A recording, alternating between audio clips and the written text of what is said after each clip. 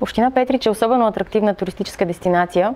Природните дадености, с които разполагаме, двете планини, ограждани Беласица, двете реки, Струма и Струмешница, които минават през територията на община Петрич, и минералните извори, които са на нашата територия, обуславят един цялостен туристически продукт, който би задоволил всеки вкус и всяка една потребност. Минералните извори са особено ползотворни и за лечение на хора с лични затруднения, за рекреация, така че сме се възползвали максимално от това, което природата ни е дала. Минералните извори, които са директно в земята, които са в земните легла, са достъпни за хора с увреждания. Между тях са изградени малки мостчета, които позволяват преминаването от един в друг гьол.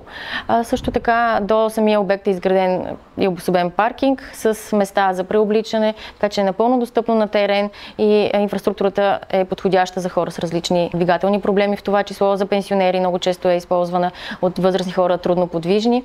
Инфраструктурата е пригодена за всякакви възрастови целеви групи.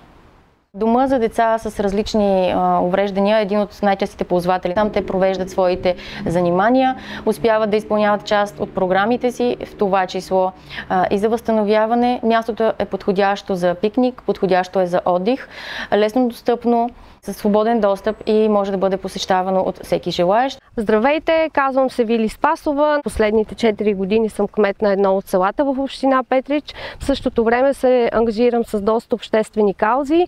Имам честта и удоволствието и отговорността да бъда родител на дете с специални потребности. Имам син с синдром на Даун. Тук сме в термален комплекс Рупите, където имаме възможността съвсем безплатно и при много добри условия да се наслаждаваме на това, което природата ни е дала. Ползваме изключителните качества на термалните води, които помагат за много заболявания и имат терапевтичен ефект.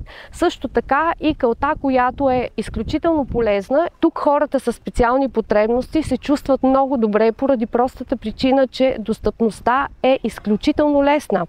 Терена е равен и има достъп дори и за хора, които са с инвалидни колички или помощни средства. Комерциалният туризъм липсва и го няма и в същото време това дава възможност на хората наистина да бъдат в непосредствен достъп и близост до природата и максимално да се наслаждават на този дар.